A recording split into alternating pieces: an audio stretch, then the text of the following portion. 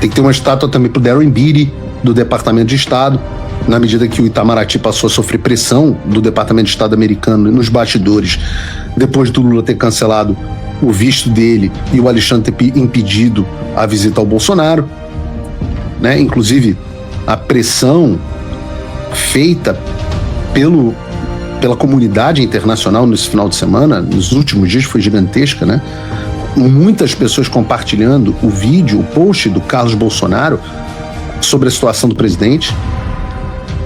Aliás, eu quero ler com vocês o post do Carlos Bolsonaro, que diz assim: confesso que por algum motivo hoje foi um dos dias mais difíceis de visitar o presidente Jair Bolsonaro. Eu não vou ler o post inteiro, não, porque esse post já rodou muito. Mas dá para dizer que esse post chegou a muita gente dentro dos Estados Unidos. Inclusive, eu digo a vocês que é um post que chegou à Casa Branca. Tem uma imagem no post, uma foto, que eu não sei por que não está no ar.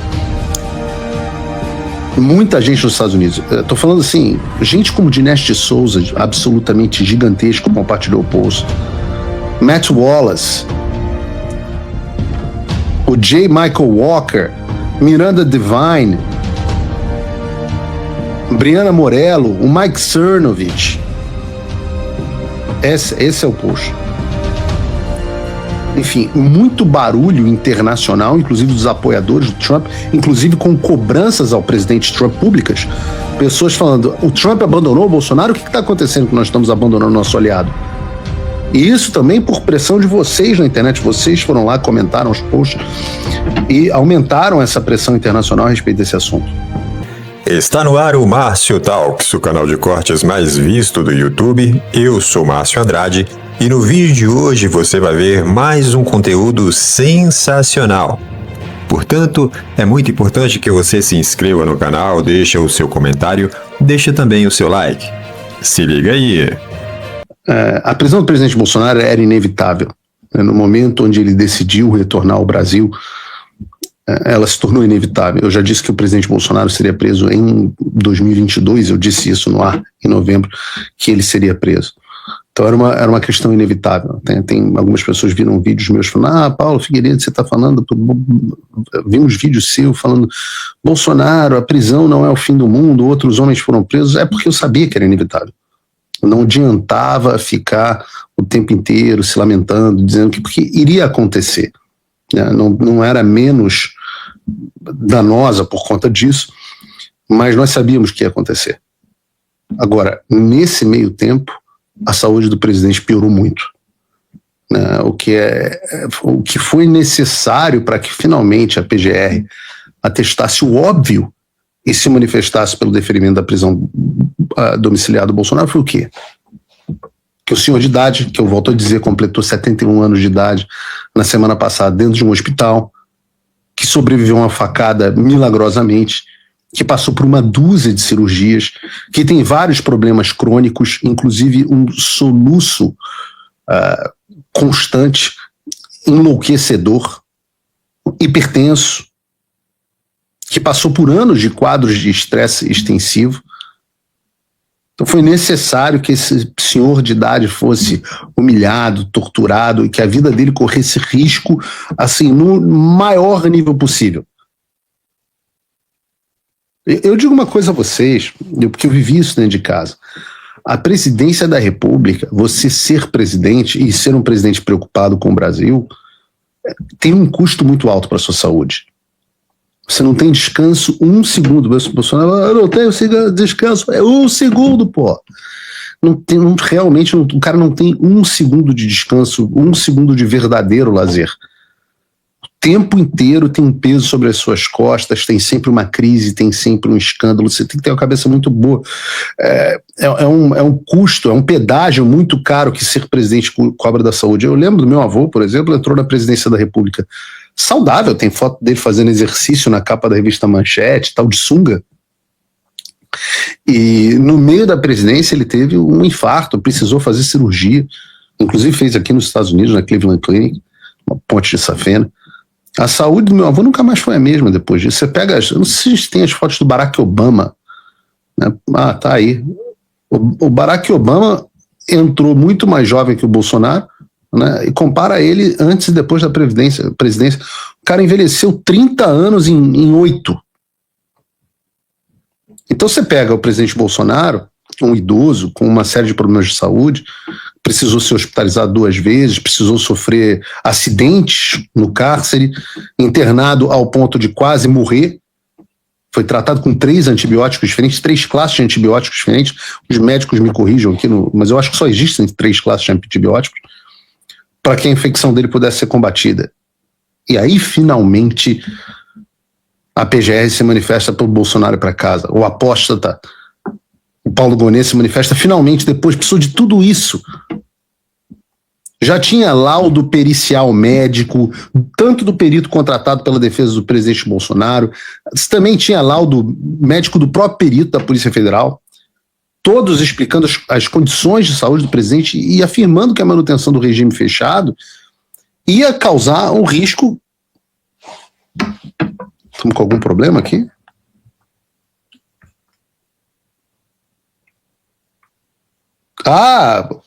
Pois é. Então, enquanto nós estávamos no Paulo Figueiredo Show, a produção está aqui me avisando, se puder, bota na tela, a notícia de que, caramba, parece até que a gente tinha uma fonte dentro do gabinete do Alexandre, né? O Alexandre de Moraes acaba de conceder prisão domiciliar a Jair Bolsonaro por 90 dias. Não sei se a gente tem alguma reportagem para colocar aí na tela, mas concedeu. Se não tivermos, eu vou abrir aqui em algum site. Concedeu. Então o Alexandre de Moraes acaba de conceder prisão domiciliar temporária após a internação por pneumonia. Temporária. Isso é muito filha da puta, cara. É temporária para que possa manter Jair Bolsonaro como refém. Se Flávio sair muito do script, se houver alguma tentativa de impeachment do Alexandre de Moraes, ele manda Bolsonaro de volta para casa. É exatamente isso que está acontecendo. Alexandre de Moraes agora criou mais uma alavanca de negociação para se proteger, utilizando o presidente Bolsonaro como alavanca de negociação para se proteger. É muito filha de uma puta. É um doente mesmo, é um psicopata doente.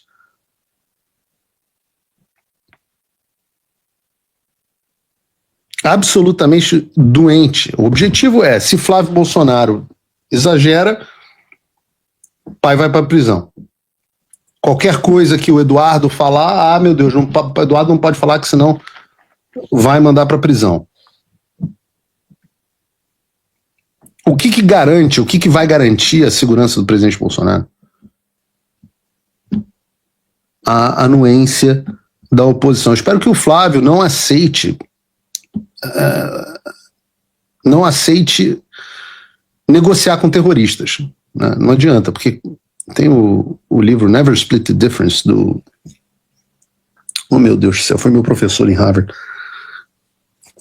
Esqueci o nome dele agora. Foi negociador do FBI, negociador de reféns. Se você entrar numa posição onde você deixa claro que você está disposto a qualquer coisa para salvar o refém, você já perdeu a negociação.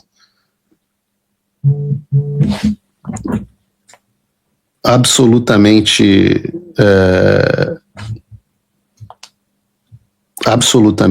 impressionante. Mas, pois bem, né, o que levou a essa decisão do Alexandre de Moraes? Como eu disse, é um psicopata. Né? Nenhum dos motivos que eu elenquei aqui sobre o estado de saúde, sobre a inocência disso, né, não foi por direito legal, não foi por compaixão, não foi por cuidado à vida do Bolsonaro, não foi por nada disso. Nada disso. Como eu disse aqui, estamos lidando com gente psicopata. Eu antecipei que havia uma pressão grande no Supremo Tribunal Federal pela prisão domiciliar do Bolsonaro na semana passada, e a verdade é que ela está sendo cogitada, ou melhor, que acabou de ser concedida, tão somente porque esses caras estavam com medo das consequências políticas para a morte do Bolsonaro e quais consequências essa morte teria para eles. Nem para a população, para o cenário político do Brasil. Estão preocupados com o que aconteceria com eles se Bolsonaro morresse. E eu não estou aqui, eu estou achando que é Paulo Figueiredo que está falando isso. Eu vou ler a reportagem aqui da Malu Gaspar. A Malu Gaspar escreveu uma reportagem no início dessa semana, se eu não me engano, na semana passada ou ontem, nos últimos dias, dizendo assim: a saída honrosa para Alexandre de Moraes mandar Bolsonaro para a prisão domiciliar. Aí o texto diz assim: apesar de não ter nenhuma vontade de atender ao pleito dos advogados, nenhuma vontade, Moraes recebeu vários apelos de outros ministros do Supremo e até de interlocutores do Lula, preocupados com o risco de Bolsonaro morrer na cadeia. Se parasse por aí, estaria ótimo. Mas aí a reportagem continua. O que impulsionaria a candidatura presidencial do Flávio?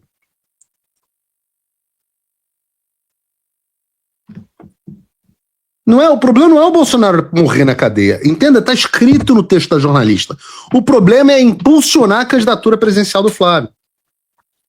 Diante de todos esses apelos, Moraes parece mais disposto a atender o pedido, desde que não fique patente que ele cedeu, mas sim que a reconsideração se deve a uma mudança drástica no cenário que se tinha até então. E o que isso quer dizer? Quer dizer que o deferimento do pedido de prisão domiciliar humanitária para o Bolsonaro não é um pedido com base na lei, não tem nada a ver com a lei. Não tem caráter humanitário, não é por empatia, não é por senso de limite, nada disso. A concessão da prisão domiciliar humanitária do Bolsonaro seria uma maneira de garantir uma saída honrosa, segundo a Malu Gaspar, ao Alexandre de Moraes, e de não atrelar a piora na saúde do presidente Bolsonaro ao Supremo Tribunal Federal. Além disso, na forma que concedeu a prisão a Alexandre de Moraes, a cada 90 dias tem que ir lá com o pires na mão falar: pelo amor de Deus, não me manda de novo para a penitenciária. Qualquer mijada fora do pinico manda o refém de novo para a prisão. E as pessoas não podem achar isso normal. Não podem achar normal que Bolsonaro seja tratado como refém, não pode achar normal que a República seja tratada com base e que a liberdade das pessoas seja dependente da defesa de interesses pessoais dos ministros e do jogo político eleitoral.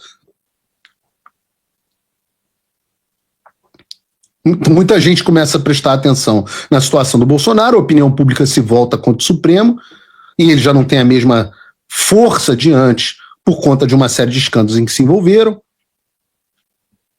E aí Alexandre utiliza o refém Jair Bolsonaro como moeda de negociação. Então quem está mandando o Jair Bolsonaro para casa é Daniel Vorcaro, que jogou o Supremo numa fogueira sem precedentes. O Kim Paim diz que tem que ter uma estátua para o Daniel Vorcaro, né? Tem razão. Tem que ter uma estátua também para o Darren Beatty, do Departamento de Estado, na medida que o Itamaraty passou a sofrer pressão do Departamento de Estado americano nos bastidores, depois do Lula ter cancelado o visto dele e o Alexandre ter impedido a visita ao Bolsonaro, né? Inclusive, a pressão feita pela comunidade internacional nesse final de semana, nos últimos dias, foi gigantesca, né? Muitas pessoas compartilhando o vídeo, o post do Carlos Bolsonaro sobre a situação do presidente. Aliás, eu quero ler com vocês o post do Carlos Bolsonaro, que diz assim: confesso que por algum motivo hoje foi um dos dias mais difíceis de visitar o presidente Jair Bolsonaro. Eu não vou ler o post inteiro, não, porque esse post já rodou muito. Mas dá para dizer que esse post chegou a muita gente dentro dos Estados Unidos. Inclusive, eu digo a vocês que é um post que chegou à Casa Branca. Tem uma imagem no post, uma foto, que eu não sei por que não está no ar. Muita gente nos Estados Unidos. Estou falando assim, gente como Dinesh de Souza, absolutamente gigantesco, compartilhou o post. Matt Wallace, o J. Michael Walker, Miranda Devine, Briana Morello, o Mike Cernovich. Esse é o post. Enfim, muito barulho internacional, inclusive dos apoiadores do Trump, inclusive com cobranças ao presidente Trump públicas. Pessoas falando: o Trump abandonou o Bolsonaro, o que está acontecendo que nós estamos abandonando o nosso aliado? E isso também por pressão de vocês na internet. Vocês foram lá, comentaram os posts e aumentaram essa pressão internacional a respeito desse assunto. E essa pressão de absolutamente todos os lados, né? Pressão é boa quando não acontece de um lado só, porque a pessoa pode defender a pressão de um lado só. Mas quando começa pressão daqui, pressão daqui, pressão daqui, pressão daqui, a pessoa se perde. Então o Alexandre começou a sofrer pressão de amigos e pressão de inimigos. E por isso que está mandando o Bolsonaro para casa. E ao que parece, o Supremo Tribunal Federal não está enganando mais ninguém. Na semana passada, nós vimos os números da pesquisa Meio Ideia, onde 44% das pessoas responderam que o fato de um senador apoiar o impeachment do ministro do Supremo Tribunal Federal aumenta a chance de voto nele.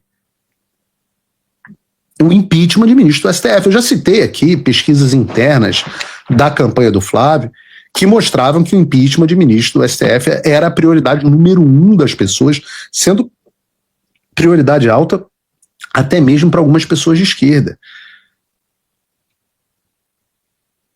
E assim a gente teve um raio-x raro do grau de desgastes que essas pessoas que transformaram o Brasil em uma ditadura sob justificativa de proteger as instituições causaram.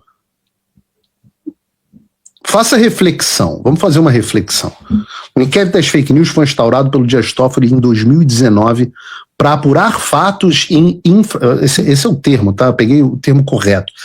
Apurar fatos em infrações relativas a notícias fraudulentas, fake news, e ameaças veiculadas na internet que tem como alvo a corte seus ministros e seus familiares. Ou seja, a preocupação do Toffoli era de que os esquemas do Supremo que estavam sendo mostrados por reportagens, por exemplo, da revista Cruzoé, manchassem a imagem dele e do tribunal. Obviamente, estava se protegendo. E aí ele instaura esse inquérito para que as pessoas parassem de falar e de investigar o Supremo. Eu peguei uma fala do Toffoli em 2021 que diz o seguinte: o inquérito de defesa da instituição contra as fake news em defesa dos ministros do STF, na verdade, é uma defesa não das pessoas, mas da própria democracia. Não é que eles estavam se protegendo, não. Era a democracia que estava sendo protegida. Parar de falar mal do Supremo, dos ministros, era proteger a democracia. E aí eu me pergunto, qual foi o resultado desse seu trabalho de proteção da imagem do Supremo Tribunal Federal? Ora, o resultado está na pesquisa da Atlas Intel, que eu não sei se vocês viram, mas eu tenho que trazer o número para vocês. Porque ao serem perguntados sobre se confiavam no trabalho dos ministros do Supremo Tribunal Federal, 60% das pessoas disseram que não e só 34% responderam que sim. Outro gráfico mostra que desde janeiro de 2023, no primeiro mês após o governo Bolsonaro, 45% das pessoas confiavam no STF e 44% não confiavam. De lá para cá, desde o fim do governo Bolsonaro, desde o golpe de Estado dado pelo Alexandre de Moraes. O que aconteceu? A desconfiança em relação ao Supremo cresceu 16% e a confiança baixou 11%.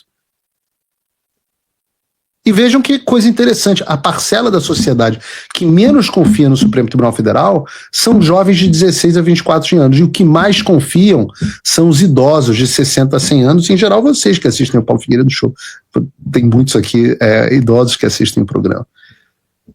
Mas isso nos mostra duas coisas. Primeiro, que o jovem eleitor que não votou em 2022 e pode votar em 2026 é extremamente anti-STF. Extremamente anti-STF. E segundo, que há uma correlação direta entre o meio pelo qual as pessoas se informam e a opinião delas sobre o Supremo. Os jovens se informam mais pelas redes sociais e desconfiam mais do Supremo. Os idosos se informam mais pela televisão e confiam no Supremo. Vocês não, vocês que assistem Paulo Figueiredo Show são alto nível, vocês são a nata, vocês são o quê? Com vocês eu posso discutir Theodore Dalrymple no programa. Imagina se eu podia falar isso na Globo News. Se eu falasse de Theodore Dalrymple na Globo News, eu acho que algum jornalista da Globo News caía estatelado com AVC. Porque o cérebro não tem capacidade de processar. O cara só tem 4 MB de memória RAM. E sabe essa história de defesa da democracia? Bom, 55 o Supremo Tribunal Federal como péssimo ou ruim exatamente nesse quesito. 60% como péssimo ou ruim a respeito da imparcialidade entre rivais políticos e 61% como péssimo ou ruim no combate à corrupção. Ao mesmo tempo, o ministro mais bem avaliado do Supremo é justamente o que mais critica a atuação de pessoas como o Toffoli e o Alexandre. Enquanto o Toffoli, que instaurou o inquérito para pararem de falar dele, do Supremo e da corrupção da Corte, é de longe o mais reprovado, com 81% de reprovação, junto a Gilmar Mendes, que consegue ser muito mais reprovado do que o próprio Alexandre de Moraes, com 59%, e o Flávio Dino logo depois. O presidente dos Estados Unidos, Donald Trump, retirou ou revogou as sanções Magnitsky do Alexandre de Moraes e da sua esposa e dos escritórios e tudo mais. E aí o desespero bateu geral. Todo mundo desesperado. Ai meu Deus, acabou. E agora o que vai acontecer com a gente? O Alexandre de Moraes vai deitar e rolar agora aqui no Brasil? Bom, vamos ver o que vai acontecer com as ações do Alexandre de Moraes. Se ele vai continuar dobrando a aposta como ele sempre fez. Se fosse para eu apostar, sim, eu apostaria que ele vai dobrar a aposta sim. Mas a gente não sabe qual foi o acordo que foi feito. Ninguém sabe como foi feito esse acordo entre Luiz Inácio Lula da Silva e o Laranjão, o Trump. Esse acordo, se é que de fato houve um acordo, mas é muito provável que esse acordo tenha acontecido porque o Trump não iria revogar assim a lei Magnitsky de graça, né? Só porque gostou da cara do Lula, teve uma química ali. Então, houve um acordo. Esse acordo está em sigilo. Ninguém sabe o que foi que aconteceu. E outra coisa, quem sentou para negociar com o Trump, quem negociou com o Trump foi o Lula, não foi o Alexandre de Moraes. Aí é que está o pulo do gato. O Alexandre de Moraes não negociou com o Trump. O Alexandre de Moraes, ele vai continuar dobrando a aposta porque não foi ele que prometeu nada para o Trump. Não foi o Alexandre de Moraes que prometeu para o Trump que vai aliviar para as redes sociais, né? Que vai aliviar nas eleições do ano que vem. O Alexandre de Moraes, ele não prometeu nada disso. Quem fez as suas promessas, se é que houve algum tipo de promessa, algum tipo de acordo, foi o senhor Lula da Silva. E o Trump resolveu aí, não sei por que cargas d'água, ele resolveu acreditar na lorota do Lula. Pois bem, conversaram e o Trump foi lá e cumpriu a parte dele no acordo, na conversa. Retirou as sanções do Alexandre de Moraes. Resta saber agora se de fato isso será cumprido. O quê? O que foi acordado. E se o que foi acordado com o Lula, com o governo Lula, que foi com ele que foi negociado tudo, e se o Lula não cumprir? Se fosse para eu apostar, eu apostaria que ele não vai cumprir. Eu apostaria que o Alexandre de Moraes vai dobrar a aposta e que o Lula não vai cumprir. O Lula, eu não sei se o Lula tem capacidade de cumprir o que ele prometeu, né? Eu acho que a intenção dele não é nem cumprir nada. O Lula não tem a menor intenção de cumprir nada com os Estados Unidos da América. Nem ideologicamente, nem nada. Nem comercialmente, né? O negócio do Lula é a China, o negócio do Lula é a Rússia. Então, isso vai determinar, né, a postura do Lula, a postura do governo Lula, porque a postura do judiciário eu já sei qual vai ser. A postura do governo Lula vai determinar, né, qual vai ser a ação do Trump da agora para frente. Porque se o Lula não cumprir com o prometido, muito possivelmente, é provável, existe uma possibilidade ainda que mínima, mas existe, de que a lei Magnitsky retorne, que o Trump volte com a lei Magnitsky para sancionar quem estiver ali infringindo o tal acordo. Não é isso? Isso é uma possibilidade. Ao meu ver, na minha visão, existe essa possibilidade. O que você acha? Você acha que existe essa possibilidade? Deixa aqui nos comentários. Beleza? Por esse vídeo é isso. Se inscreva no canal, deixa o seu comentário aí embaixo. E deixe também o seu like. Até breve.